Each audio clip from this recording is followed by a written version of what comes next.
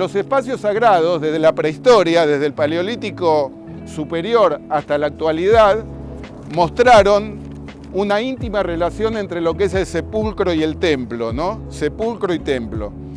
En el Paleolítico superior, sepulcro y templo eran una misma cosa, no es que estaban diferenciadas. La diferenciación empieza en el Neolítico, ¿no es cierto? Cuando con el sedentarismo, con la agricultura, el sepulcro empieza a encontrar un espacio diferenciador del templo. Entonces, a partir de ahí, hubo idas y vueltas, hubo tensiones y armonías entre templo y sepulcro. Por ejemplo, Facundo Roca, que es un investigador de nuestro sistema universitario, presentó recientemente un trabajo, Morir en Buenos Aires, donde muestra esas tensiones. Cuando uno se podía inhumar dentro de la iglesia, ¿cierto? Y donde después de los edictos napoleónicos en Europa, y en el caso nuestro a partir de Rivadavia, empieza el primer cementerio civil y la prohibición de inhumar dentro de los templos, ¿no?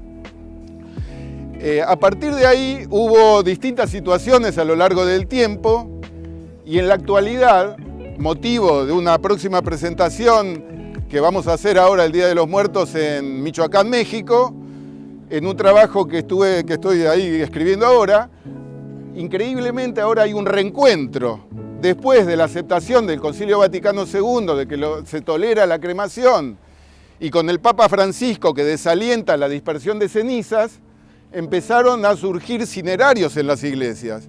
Y entonces hay un nuevo reencuentro entre templo y sepulcro, ¿no? Pero eso es nuevo, desde ahora del siglo XXI, por lo cual crece la costumbre de cremar y cada vez venimos viendo desde segunda mitad del siglo XX hasta la actualidad cada vez menos movimiento dentro de los cementerios, por lo cual es inevitable que en 50, 100 años los cementerios sean espacios, tesoros que guardan nuestros mejores artistas y monumentos, por lo cual es un espacio, digamos, es un monumento en sí mismo. Discúlpeme, rabino, que estoy dándole la espalda. Entonces, en ese marco, íbamos a hacer 2 certámenes, 2 concursos, porque este acto no es una visita guiada. Acá hay guías expertos que saben mucho del cementerio de la Recoleta, les recomiendo sus visitas guiadas. Acá simplemente estamos presentando un concurso nacional de templos y cementerios, ¿no? Bueno, en ese marco me llama el gerente de operaciones que está presente aquí, que es el licenciado Santiago Valentino, y me propone por qué no unificar el concurso de templos y el concurso de cementerios, para comunicarlo mejor. Acá tenemos una gran comunicadora del fondo que es Inés Echevarne, que podemos comunicar mejor si anunciamos el concurso de cementerios y templos. Me pareció una excelente idea y me acordé del Paleolítico superior, cuando justamente sepulcro y templo eran una sola cosa. Entonces, estamos presentando un certamen, un solo certamen que tiene 2 categorías.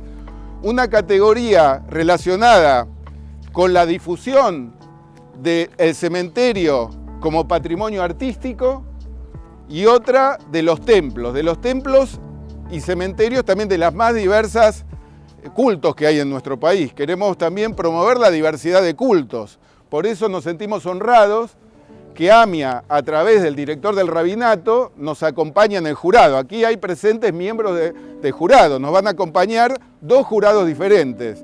Jurado por parte de la categoría templos y jurado por parte de la categoría cementerios. Discúlpenme que no me puse a leer, que estaba todo ordenado esto, ahora estoy diciendo azarosamente. Pero es medio aburrido ponerse uno a leer. Yo digo, nada más desagradable que un profesor que lee las diapositivas, ¿no? Entonces, ¿para qué estamos? Bueno, les decía, tenemos 2 jurados. Tampoco la quiero hacer larga hablando, haciendo abuso de micrófono, ¿no?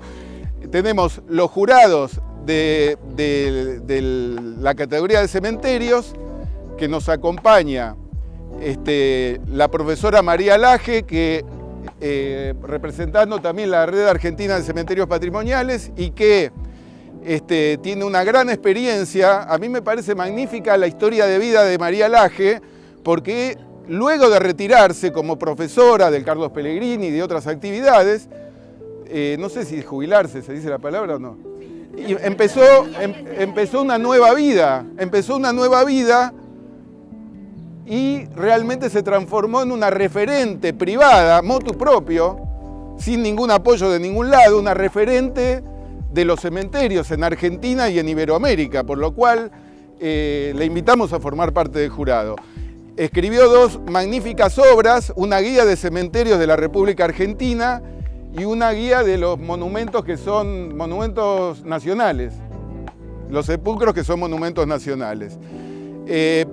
Como queríamos darle también una importancia de la diversidad cultural que tiene nuestro país, también hemos invitado a participar como jurado al gran rabino que nos presentó la AMIA, a quien acabo de conocer, por eso quiero pronunciar bien su nombre, el gran rabino del Rabinato de Buenos Aires, que en representación de la Asociación de Mutuales Israelitas Argentinas nos va a acompañar en este encuentro. Estaba buscando pronunciar bien su nombre completo. ¿Lo puedo? Eliau Hama. Discúlpeme, no quería pronunciar mal. Bueno, bienvenido como jurado, y también va a participar como jurado el señor arzobispo de la ciudad de Buenos Aires, Monseñor Jorge García Cuerva, porque nos sentimos sorprendidos de que como arzobispo está haciendo una misa en distintos panteones. Y ahora tuve la satisfacción de que un panteón que yo amo y que fue desmerecido durante décadas porque parece un planetario, que está en la Chacarita, se va a hacer el próximo encuentro el 29 de septiembre, que están todos invitados, ¿no es cierto? A las 10 de la mañana estamos haciendo la directora general de cementerios que está presente, Ana Lavaqué, a quien agradecemos, que vamos a formalizar un convenio con el Fondo Nacional de las Artes. Está presente Gustavo Rossi, gerente del cementerio de la Recoleta, a quien le agradecemos también que esté aquí. Hay muchos referentes, Susana Gesualdi, que fue una gran promotora del espacio turístico que se ha transformado el cementerio de la Recoleta. Y también quiero manifestar mi satisfacción de que se estén promocionando los cementerios, porque yo durante décadas veía que mientras que a mis alumnos aquí en la Recoleta los recibían con todo cariño, Susana Gesualdi y demás, cuando iban a la Chacarita los metían presos, no les dejaban fotografías, es lo que nos pasó. Entonces, las consecuencias están a la vista. Cuando hay público, cuando hay movimiento, se protege el patrimonio. Cuando el cementerio está desierto, está olvidado, ahí es cuando más se roba, ¿no? Y hoy vemos ese fuerte contraste entre el patrimonio de la Recoleta, que está conservado en un 90%, por supuesto que hubo robos, y la Chacarita, que está conservado en un 10%, de manera tal que estén ustedes presentes acá también es garantía de que se van a seguir conservando nuestros cementerios. Bueno, permítanme leer un poquito, a ver si me olvido de decir algo. También quería agradecer a quien está ahora seguramente restaurando en el taller acá del Cementerio de la Recoleta, Miguel Crespo, que desde 2012 está a cargo del programa de restauración de Recoleta, a María Elena Tuma del Cementerio de la Chacarita, que también hace lo posible para que la Chacarita siga existiendo como cementerio patrimonial, y también a los jurados que no se pudieron hacer presentes porque están o en el interior del país o cumpliendo otras obligaciones, como Esther Camaraza, de San Nicolás de los Arroyos, como el presbítero Eduardo Pérez de Allago, que preside una fundación maravillosa, que es la Fundación de la Santa Faz, que hace una bienal de arte sacro cada 2 años, con premios bastante atractivos, ¿no? En el caso de ellos, y el doctor Oscar Andrés de Masi, que para mí es una de las personalidades con mayor erudición en materia de templos y cementerios, ¿no? Bueno, también están presentes familiares de difuntos, porque no debemos olvidar que los templos y los cementerios cumplen una función primordial que es cultural, ¿no? En segundo término, es turístico, es un lugar de atracción, porque tampoco desde nuestro concurso queremos promover parques temáticos en cementerios y templos. Cementerios y templos siguen siendo un espacio sagrado para nosotros, por lo cual hay descendientes que yo les pude avisar al último momento, lamentablemente. Por ejemplo, nos acompaña Luisa Micaela Sánchez Orondo, que me ha dado datos muy importantes de la bóveda de Marcos Paz, que vamos a recorrer, una de las familias más antiguas que sigue sosteniendo su bóveda, porque también está el problema de que las familias se van extinguiendo. Ustedes saben que hasta el siglo XX existía una institución que se llamaba familia. Saben que había una institución que existía, aunque nos parezca increíble, ¿no? Padre, madre, hijos, abuelos que cuidábamos, ¿no? Honrábamos a nuestros antepasados, eso existía en la Argentina, aunque nos parezca increíble, ¿no? Existía. Bueno, como empezó a dejar de existir, las familias se dispersan y muchas bóvedas quedan en estado de abandono, ¿no es cierto? Entonces la de los Sánchez Orondo, a cargo de la de Marcos Paz, está en un excelente estado de conservación, que la vamos a visitar. Ojalá que Luisa tenga tiempo porque tiene que irse a trabajar, está acá hasta las 11, porque me ha contado detalles que yo realmente desconocía y que solo una descendiente conoce. Así que bueno, creo que no me olvido nada más. Lo que vamos a hacer ahora es recorrer 5 puntos por la periferia del cementerio. No vamos a ir a lugares famosos que yo desconozco, que acá hay guías excelentes que ustedes pueden venir los días que hay visitas guiadas oficiales o contratar a un guía privado, porque también acá hay guías privados de habla alemana, de habla japonesa, de habla inglesa, que también viene muy bien que conozcan que el cementerio es también una industria cultural, es decir, cementerios y templos y todo lo que es la cultura no es solo para diletanti, como somos todos nosotros, que nos encanta el arte, sino que también es una industria cultural que da trabajo a productores audiovisuales, como el equipo que nos está filmando, le da trabajo a la administración, le da trabajo a jurados, le da trabajo a un sinfín de profesiones que también generan valor agregado en la economía de nuestro país. De manera tal que el arte y la cultura es una industria fabulosa, ¿no? Hay países que viven, si vamos a España, Francia, que viven de las industrias culturales, ¿no es cierto? Así que no es una industria menor. Bueno, vamos a la primera estación, entrando al cementerio hacia la derecha. Primer punto, empecemos con la controversia. Monumentos políticamente incorrectos.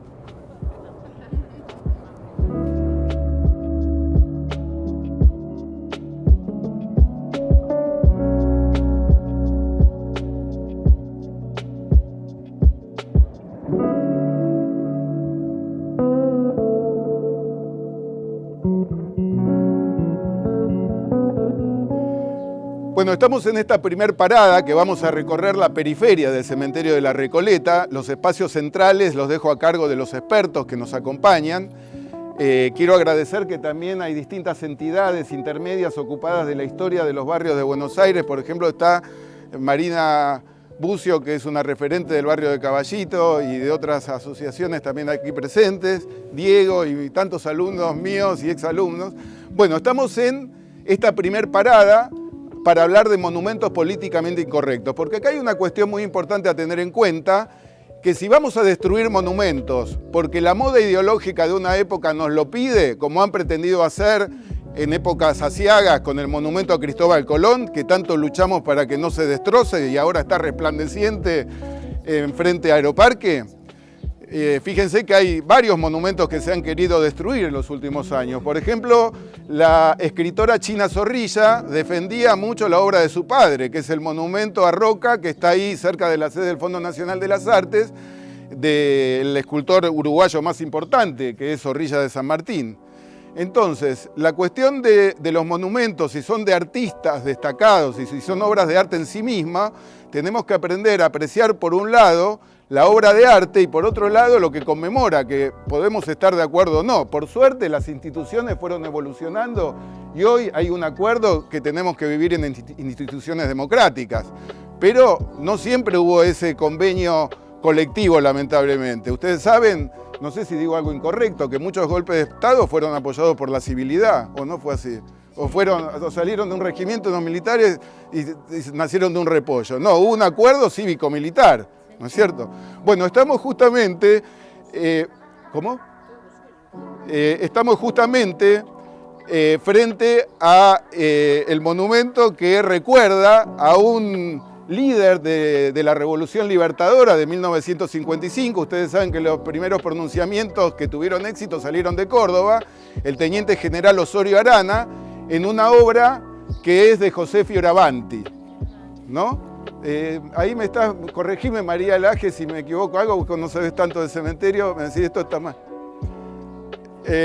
Y justamente ustedes van a encontrar que hay una frase pronunciada por el que fue presidente, el segundo presidente de la Revolución Libertadora, el teniente general Pedro Eugenio Aramburu, que profirió un mensaje cuando se cumplió el primer aniversario de la muerte de Osorio Arana, aquí en 1968. Aramburu después, a los 2 años, moriría asesinado por montoneros y tiene su sepulcro, que es muy bello, ornado por relieves de Carlos de la Cárcova, que está en el eje de simetría del cementerio, que lo invito a que lo visiten. Nosotros lo estamos viendo ahora por Insert, ¿no? De manera tal que tenemos monumentos políticamente incorrectos. Revolución Libertadora, que también está por sobre, se supone que debajo de este sepulcro está el mazorquero más sangriento de la época de Rosas, ¿no es cierto? ¿Me recuerdan el apellido? Cuitiño, para no ponerme a leer papeles. Bueno, está aquí debajo también, que también después fue ajusticiado junto con el padre Leandro Alem, ¿no? Mazorqueros de Rosas, y hay un poema de Borges, que aquí lo tengo, pero no me voy a poner a leer, que recuerda al mazorquero Cuitiño, ¿no? Agradezco a los medios que nos acompañan y especialmente me siento muy honrado por un periodista de La Nación que hace décadas viene trabajando estos temas, que es Jorge Ruilión, que muchísimas gracias por hacerte un tiempo.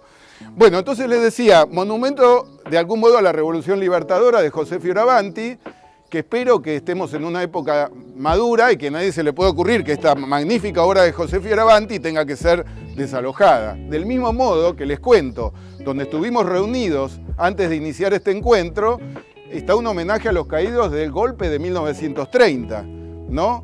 Que es una magnífica piedad art déco de Agustín Riganelli, que yo me he cansado de leer textos incluso académicos que pedían el retiro de esa obra. Magnífica de Agustín Riganelli, que por suerte sigue firme ahí, lo cual no significa que uno esté avalando ninguna interrupción de un orden constitucional, sino al contrario, que sean espacios de memoria. Aparte, no sé cómo les puedo contar, estamos en una semana para mí muy conmovedora por distintos actos, porque estuve acompañando la presentación de las obras completas de un protagonista de nuestra vida política, que es, no sé si se acuerdan del líder nacionalista Marcelo Sánchez Orondo, que aquí tenemos una descendiente de Marcelo, que se presentaron sus obras completas, editadas por su nieto, Gabriel Sánchez Orondo, que es un gran escritor. Y bueno, a su vez el padre Marcelo Sánchez Orondo participó del gobierno de Uriburu, fue presidente incluso interino en el gobierno de José Félix Uriburu, ¿no es cierto? Y bueno, y después estuvo su hijo, que fue un luchador, que fue candidato a senador en la época, en el 73, ¿se acuerdan? Frente que compitió con Fernando de la Rúa, de manera tal que la historia es compleja, ¿no? Nos han acostumbrado desde este último cuarto de siglo a decir que hay buenos y malos, no. La historia tiene una gran complejidad y riqueza que no nos podemos permitir elidir la memoria. Bueno, entonces estamos en este espacio, Revolución Libertadora. Me voy a mover de a poco, porque aquí a la vuelta hay una placa increíble, pequeño formato, porque las placas, ahí vamos a pasar a la gente que nos está viendo, de los cementerios del interior, las placas, que nos han robado las placas. Cuando nos roban una placa, hay muchos jueces, incluso funcionarios, que creen que la placa es una cosa que simplemente no tiene ningún valor porque tiene nombres. No, la placa es una obra de arte hecha por los más importantes artistas plásticos de la Argentina, ¿no es cierto? No es una cosa cualquiera. Y cuando se funde para vender y separar del bronce el cobre y el estaño, perdemos una obra de arte. Y así hemos perdido 90% de nuestro patrimonio, ¿no? En el cementerio de Mar del Plata se robaron todas las placas. Todas. En uno de los cementerios que diseñó la arquitecta Córdoba, todas las placas. Y así, si van a otros, como el de Rosario, Córdoba, ha pasado eso. Pero yo hace muchos años que intento demostrar que la placa es una obra de arte en sí, ¿no? Entonces, si la cámara me permite, me voy a mover 8 metros. Es muy difícil que podamos apreciar todos en forma simultánea la placa, pero después le invito a que la visiten una placa que parece un aparato de televisión, ¿no? de un escultor, un artista plástico de origen chileno, que primero fue tenista, fue el primer chileno que compitió en Roland Garros, ¿no es cierto? Jorge Capurzo, guía oficial de aquí de La Recoleta, corregime por favor. Bienvenido. Bueno, Luis Torralba hizo esta placa que es conmovedora, porque todos nosotros, en mi casa vivíamos 9 y ahora quedamos 2, todos nosotros estamos acostumbrados, por lo general, ¿no?, a recibir el dolor de muertes sucesivas, ¿no? La guadaña va pasando con cierta lentitud por nuestra familia, excepto en casos terribles donde haya un accidente y se nos vayan muchos juntos, ¿no? Pero aquí Torralba nos conmueve porque pone todos sus antepasados en la misma placa. Están, ¿cómo? Al mismo tiempo condoliéndose de la muerte a todos sus antepasados. Y por si hubiera alguna duda, están 8 de sus abuelos, bisabuelos presentes en la placa y con su fecha de nacimiento y muerte. Yo entré a la página de los mormones, que es magnífica como árboles genealógicos, y no está tan completa como esta placa. O sea, las placas nos brindan mucha información genealógica. Esto lo digo también para los cementerios del interior del país, que podemos conformar árboles increíbles. De manera tal que nuestro modesto homenaje a Luis Torralba, ¿han escuchado hablar de Luis Torralba? Un escultor magnífico. Hay una escultura terrible en la entrada a la derecha del Museo Nacional de Arte Decorativo, que se llama La Culpa. ¿Quién no estuvo atosigado por algo que hizo mal? Yo a veces no puedo dormir de las cosas como me comporté mal con alguien. Y entonces ahí está una persona, me siento identificado, rodeado de otro que es medio serpiente y mitad humano, enroscándolo como un laoconte, ¿no? Como nos envuelve la culpa de lo que hicimos mal y ya es irreversible, ¿no es cierto? Bueno, entonces Torralba se ocupa de esas cuestiones, de muy psicoanalítico, ¿no es cierto? No sirve para un libro de autoayuda, para esos libros de autoayuda que nos dan soluciones fáciles en la vida, Torralba no, porque Torralba nos muestra el dolor.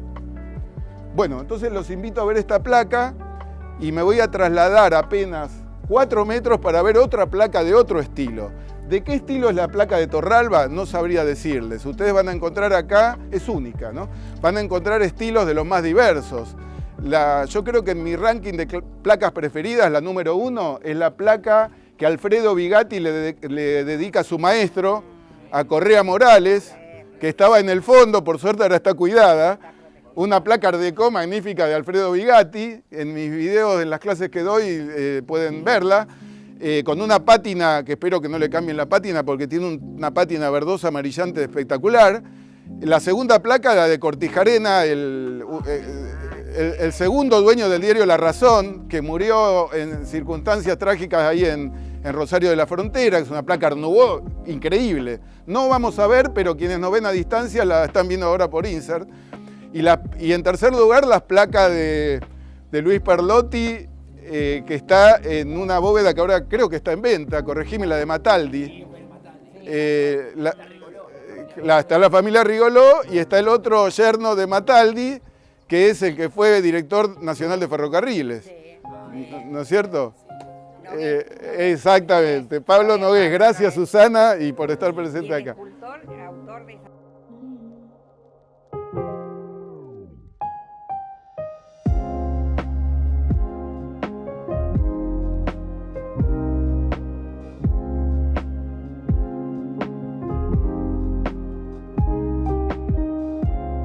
Bueno, me da un poco de vergüenza, timidez, porque está acá presente Raúl Alezón, que es un gran académico, que es un relevamiento de las placas de acá de la Recoleta. Raúl Alezón, un magnífico académico y también experto, conocedor de los materiales. Me acuerdo que en una presentación vos trajiste las postales del cementerio de Staglieno, que ahora yo me copié y quise hacer el mismo efecto tuyo, pero me salió mal. ¿Te acordás que lo desplegaste y te salió bien? A mí me salió todo un mamarracho. Si después me podés ayudar a... Me salió mal tu performance. Bueno, estamos frente a una placa que homenajea a un mártir de la democracia. Ustedes no sé si se acuerdan que en 1989, en vísperas del final trágico del gobierno de Raúl Alfonsín, hubo un levantamiento de esos salvadores de la patria que cada tanto aparecen, que tomaron la Tablada, no un regimiento de infantería mecanizada, Y bueno, y ahí murió mucha gente, tanto terroristas como militares. Quien estaba a cargo del regimiento es el teniente coronel post-mortem, cuya placa acá está honrándolo, Horacio Fernández Cutielos, ¿no es cierto? Es una placa hiperrealista, digamos, que tiene que ver con los movimientos de ahora, de final del siglo XX y principio del siglo XXI. Con esto me quiero referir también a que en nuestros cementerios, a partir de la segunda mitad del siglo XX, también en el interior del país, empezó a languidecer el interés de arquitectos y artistas plásticos contemporáneos por el monumento funerario. Hay excepciones, como por ejemplo el arquitecto Rafael Maquieraldo en San Francisco, Córdoba, que hizo una catedral magnífica, que la gente a veces está medio enojado porque parece una confitería, una catedral de construccionista, y en el cementerio tiene monumentos modernos, pero por lo general nosotros, hasta mediados del siglo XX, ahí mermó el interés de los artistas contemporáneos por el arte funerario, que sería interesante que renazca. Acá hay una excepción, esta placa hiperrealista. Cuando ustedes visiten el cementerio monumental de Turín o de Milán, van a ver que en Italia todavía existe el arte funerario. Hay monumentos neorracionalistas, deconstruccionistas, de posmodernidad historicista, de los más diversos estilos. Pero en nuestro país son casos excepcionales, por eso los queremos recordar, ¿no? Y aparte recordar a un mártir de la democracia hoy olvidado, que es Horacio Fernández Cutielos, que durante mucho tiempo estaba prohibido hacer homenajes dentro del marco del ejército argentino a los mártires del terrorismo. Por ejemplo, en este mismo hecho de sangre murió un compañero de habitación mío, el teniente primero Ricardo Rolón, que fue compañero mío de la secundaria del Liceo Militar, y también agonizó un tiempo y murió porque se metió a defender el cuartel, ¿no es cierto? Así que desde acá el recuerdo de el homenaje a estos mártires de la democracia a través de Fernández Cutielos, y además desde el punto de vista artístico, la defensa de los artistas plásticos que se dedican aún hoy, según las tendencias contemporáneas, a representar a los difuntos, de manera tal que después vean esta placa. Y con esto terminamos esta primer parada de monumentos políticamente incorrectos que tenemos que defender porque también honran los hechos trágicos de nuestra historia. Es decir, que haya un homenaje a la Revolución Libertadora, al golpe del 30, eso no significa que estemos avalando ninguna ruptura constitucional. Sí nos sirve para recordar que hubo interrupciones por diversas razones. Nos vamos entonces a la segunda estación en el monumento Adolfo Alsina.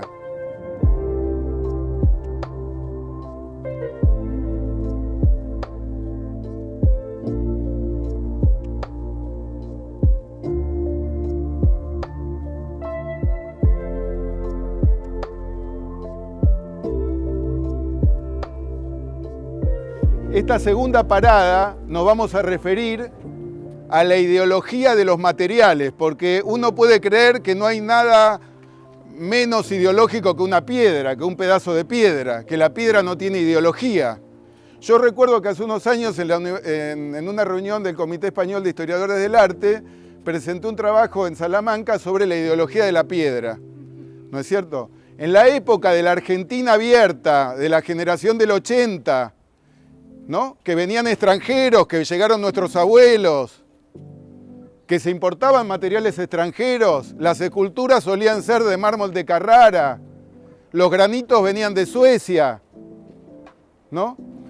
Y después, en los años 30, la economía se cerró, se le puso un arancel del 100% al mármol de Carrara, hubo distintos argumentos muy interesantes. Por ejemplo, que en los aserraderos la sierra que baja un bloque de granito nuestro o de mármol nuestro, como tiene más silicatos, más componentes ígneos, es más duro y tarda más en bajar la sierra. Vieron que el bloque de mármol después hay que cortarlo en chapas, tarda más, y que en Italia, como el mármol tiene mucho calcio, mucho componente calcáreo, la sierra baja más rápido, por lo cual es competencia desleal, decían.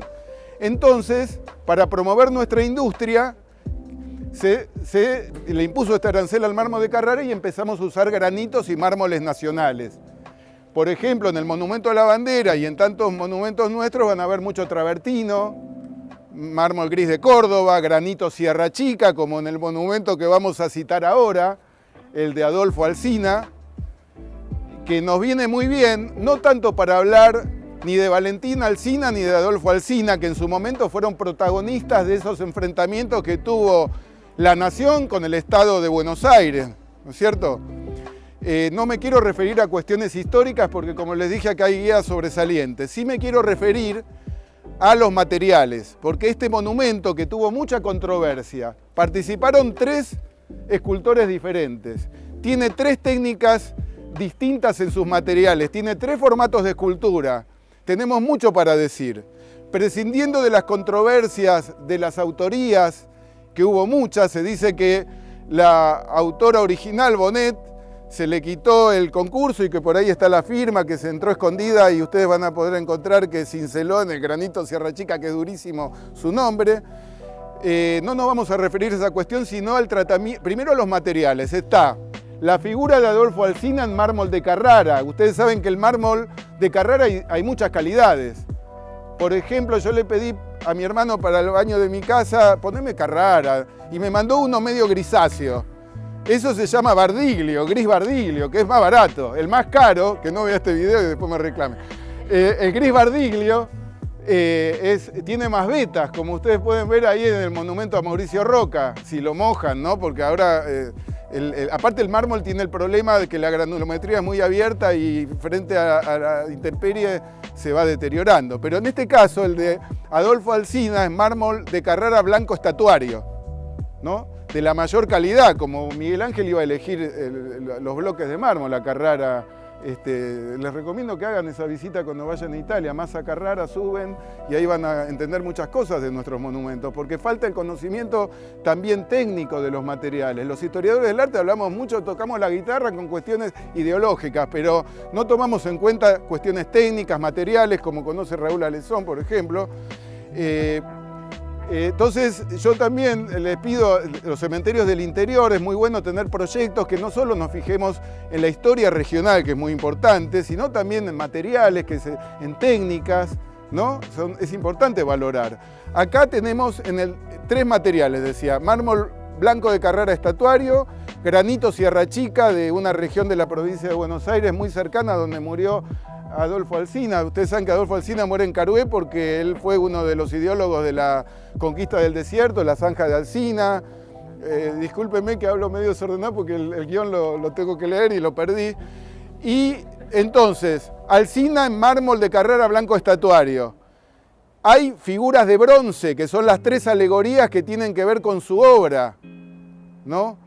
Hay 3 alegorías, una, fíjense, que tienen que ver con el trabajo, pero no con cualquier trabajo, con la agricultura. Hay un arado y hay un atado de trigo, porque gracias a la conquista del desierto hubo una expansión agropecuaria de la República Argentina que nos permitió convertirnos en potencia agroexportadora. Cuestión no sin controversia, la lucha contra el indio, que también vamos a ver en una de las placas. Bueno, estamos hablando escultura del homenajeado, alegorías en bronce, y el tercer formato, las 4 placas alegóricas, una de las cuales nos muestra el drama del indio, que es la placa superior izquierda, ¿no? Las 2 superiores que hablan de la obra de la conquista del desierto.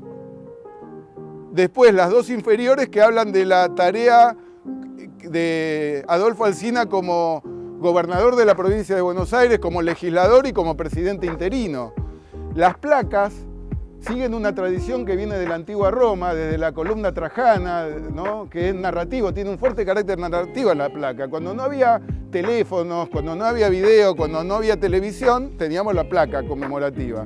Está bien que los fotogramas iban más despacio en la columna trajana que lo que ahora podemos ver en una cámara digital, pero está seleccionada a manera de fotogramas destacados episodios distintos, nos cuestan historias, ¿no? Entonces tenemos esas 4 etapas de la vida de Adolfo Alsina. Después, técnicas. Tenemos que el mármol, el granito Sierra Chica, tiene en la plataforma y en la estela de fondo, en la parte inferior hay un tratamiento que se ha lustrado a plomo, con un material, yo he lustrado, ¿no? Hay que lustrarlo con plomo porque es durísimo el granito, ¿no? Me acuerdo que en la marmolería de mi padre, que ahora es una sucursal de la cervecería Hormiga Negra, han dejado la lustradora, que yo lustraba granito y le daba, está como decoración, la gente se sienta y toma cerveza. Bueno.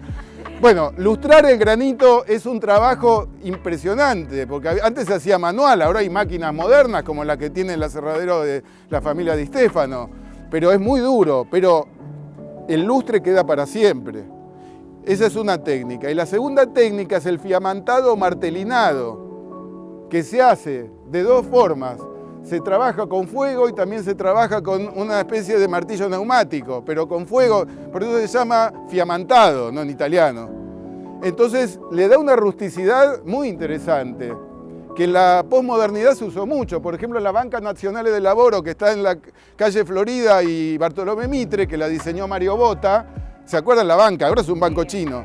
Bueno, usa mucho el granito fiamantado. De manera tal que entonces están esas distintas técnicas que aplicamos a los materiales. Técnicas materiales, formatos de escultura y escultores. En un monumento hay mucho para decir. Y ya que estamos acá, y queda poca batería, no me voy a mover mucho, al azar voy a tomar acá, sin guión, el monumento a Figueroa Alcorta, que acá está el homenajeado en la parte superior, dije bien Figueroa Alcorta, ¿no? Bueno, acá también hay distintos materiales. El basamento tiene un mármol que viene del Véneto, que soporta mucho, muy poco la intemperie. Ustedes lo tienen en las tapas de muebles de sus abuelas, que es el Rosso Verona. Es magnífico, la cantera está casi agotada. Y después están las tres figuras en bronce que son de un escultor italiano que es Pietro Canonica, que acá me quiero referir que muchos monumentos que nosotros vemos en la Argentina y en la Recoleta, cuando vamos a Europa nos sorprendemos porque están en los museos dedicados a sus escultores en lugares protagónicos. Por ejemplo, el monumento al Alvear de Burdel, vas al Museo Burdel de París, está en un lugar central. Por ejemplo, el monumento a Bernardo de Irigoyen en el Museo de Mariano Benlliure, en Crevillent, en Alicante, en Valencia, está en un lugar protagónico. Y por ejemplo, estas tres alegorías del monumento a Figueroa Alcorta, vas en la Villa Borghese, en Roma, vas a encontrar el estudio en yeso en un lugar protagónico, ¿no? Figueroa Alcorta ocupó los tres poderes, presidió los tres poderes, legislativo, la Corte Suprema y el Poder Ejecutivo, por lo cual son las alegorías de esos tres poderes, ¿no? La alegoría del saber hacer, ejecutiva, del saber legislar y el saber juzgar, ¿no es cierto? Bueno, las alegorías tienen un nombre más oficial, pero que ahora no teniendo el papel a mano, pero son los tres poderes del Estado que presidió Figueroa Alcorta. Entonces, los materiales a tener en cuenta, nos viene muy bien este espacio para también prestarle atención no solamente a la ideología de los personajes, sino también a la ideología de los materiales.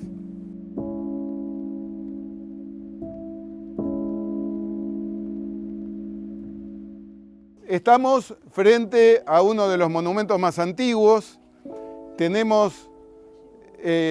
Nos sentimos honrados de que hay una descendiente presente, como les dije, Luisa Micaela Sánchez Orondo.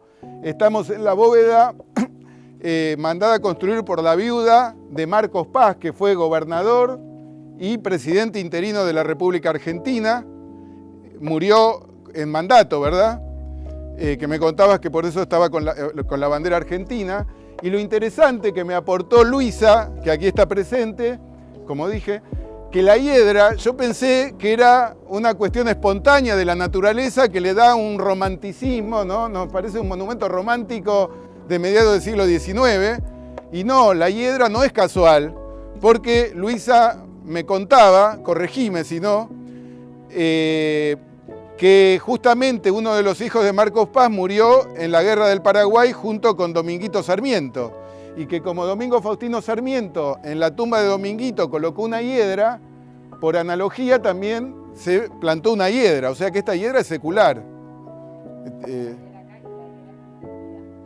Y adentro está la hiedra esculpida, y detrás está la viuda de Marcos Paz con un busto, ¿no?, representado.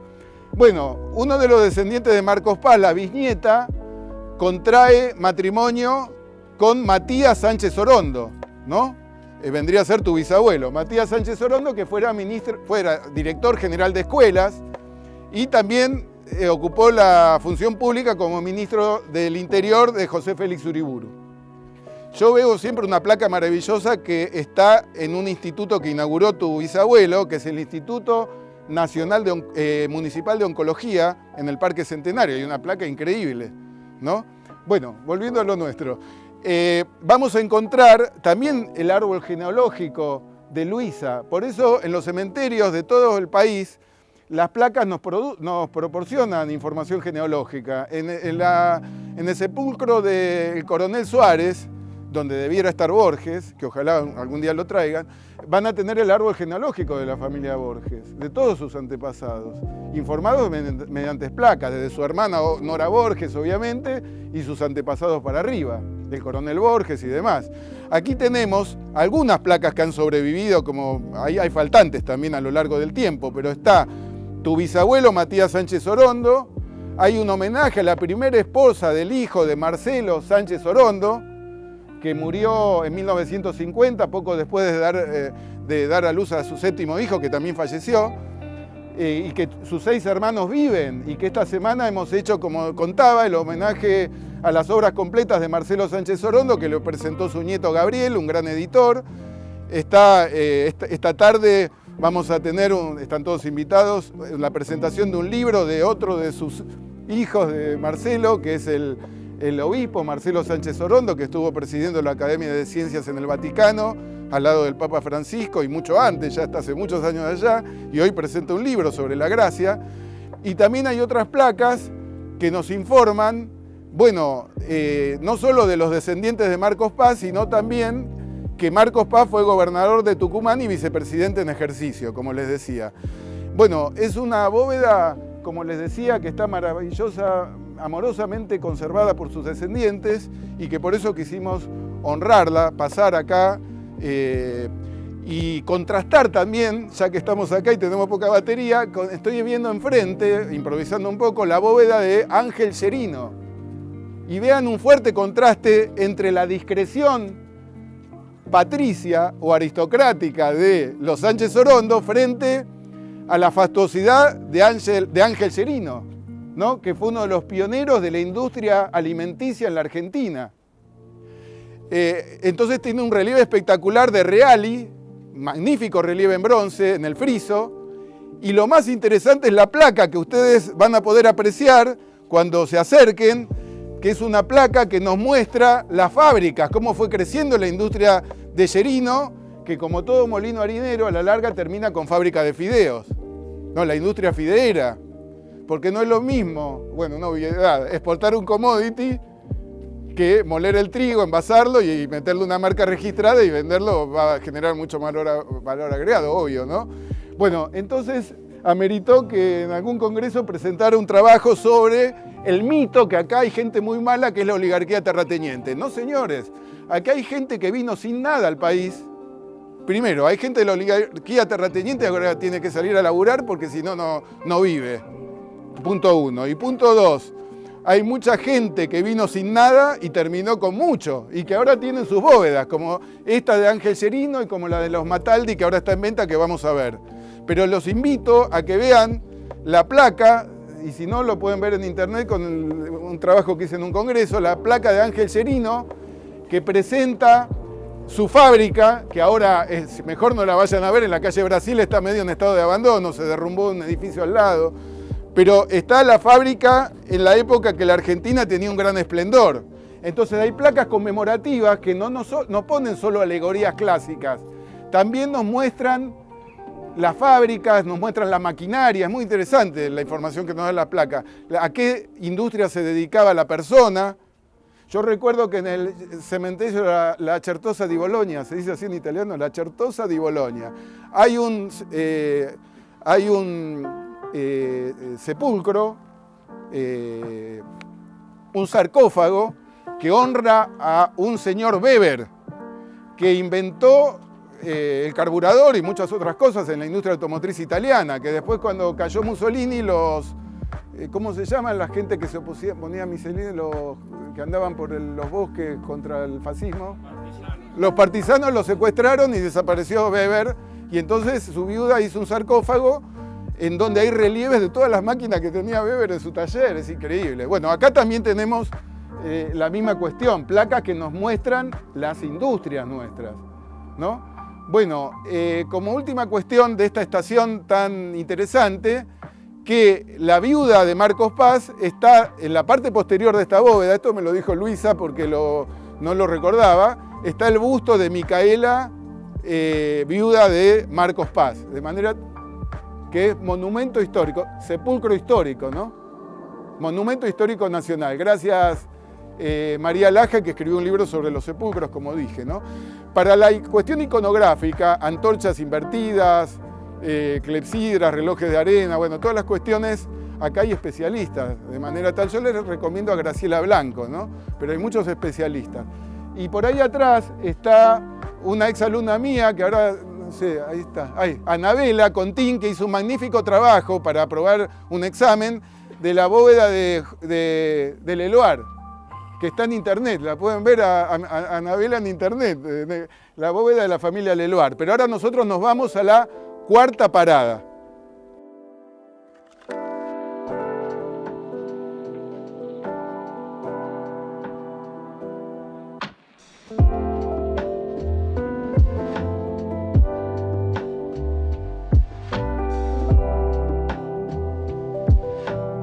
Bueno, cuarta y anteúltima parada, estamos en una bóveda que está en venta, ¿no es cierto?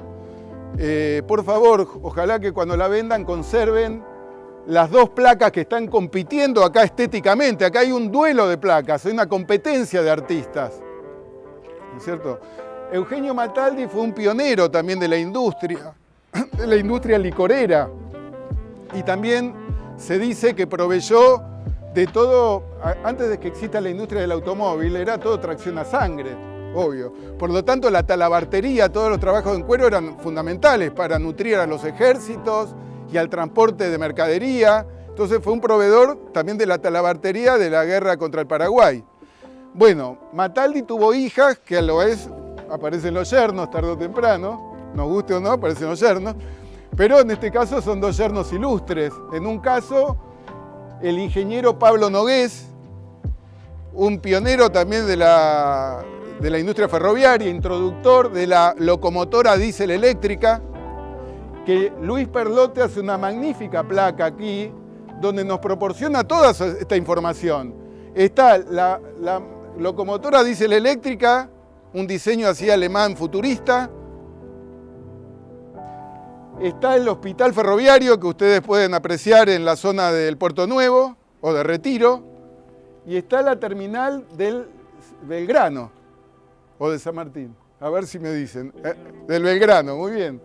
Bueno, todo emparentado con la obra del ingeniero Pablo Nogués y la alegoría de la República, porque dirigió los ferrocarriles del Estado, no los privados. Sepan que la industria ferroviaria en Argentina empieza muy tímidamente por parte del Estado, pero después no prospera y vienen capitales extranjeros, entonces tiene un gran desarrollo privado, pero también hubo un desarrollo estatal, que en los 40 llegó a su máximo esplendor. Después, con la irrupción del transporte automotor y de las rutas nacionales, el ferrocarril fue languideciendo. Pero aquí tenemos la placa de Perlotti. Perlotti es el escultor más prolífico de la Argentina, que mayor cantidad de obras hay. En cualquier cementerio del interior o cualquier plaza de cualquier pueblo, nombren un pueblo, hay una escultura de Perlotti.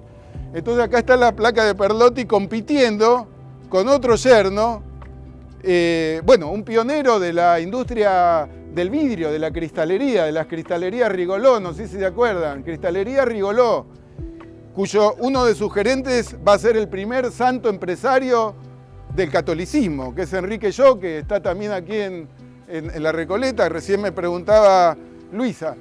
Entonces está la placa de Fioravanti de Gastón Furbel Rigoló, descendiente también, pionero de la industria del cristal, que presidió el Consejo de Administración. Pueden ver distintos estilos, es el hijo del pionero, perdón, pero pueden ver distintos estilos, el estilo de Fioravanti, que no es ese realismo escolar de Perlotti.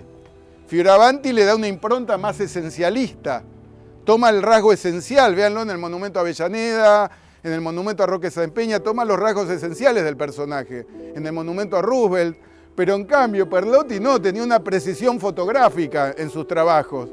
Entonces está ese fuerte contraste. Y detrás de ustedes había, para mí, la placa más espectacular de la Recoleta, que como se estaba aflojando, ahora está en proceso de restauración. Es la plaqueta que quienes nos ven por internet la ven por Insert, que Alfredo Bigatti le dedica a su maestro, a Lucio Correa Morales. Acá hay una placa de otro familiar de Correa Morales y este es el sepulcro de Correa Morales. Y si ustedes se molestan, un poquito más para allá, unos 10 metros, hay una escultura monumental de Lucio Correa Morales, que es el primer escultor argentino, el primer escultor que tuvo la Argentina, bueno, junto con Francisco Caferata, que se suicida muy joven, pero Correa Morales es considerado el autor del falucho y demás. Bueno, acá está estaba la placa que le brindaba tributo. Y antes de irnos a la última estación, ustedes van a ver en todo el entorno, incluso del monumento a Mataldi, otras placas. Hay muchas placas que se hacen en forma estándar, como las placas del Rotary Club, los Rotarios. Ustedes saben que en Estados Unidos nació un movimiento de voluntariado fundado por Paul Harris, que tiene su monumento frente a la residencia del embajador norteamericano. Y entonces todos los Rotarios tenían su placa, que era estándar, y lo que cambiaba era la cartela con el nombre. La pueden ver acá a la vuelta. Bueno, entonces con esto cerramos esta anteúltima visita. Hay muchas placas magníficas alrededor, de la familia Profumo, empresarios de la industria vial. Hay de familias que se dedicaron a la industria láctea, entonces van a encontrar placas alrededor, a la industria gráfica, que tienen en esas placas el atributo, que me dice, este fue gráfico, este tuvo imprenta, este tuvo editorial, este tuvo tambo, ¿no? Porque hay alguna alegoría dedicada.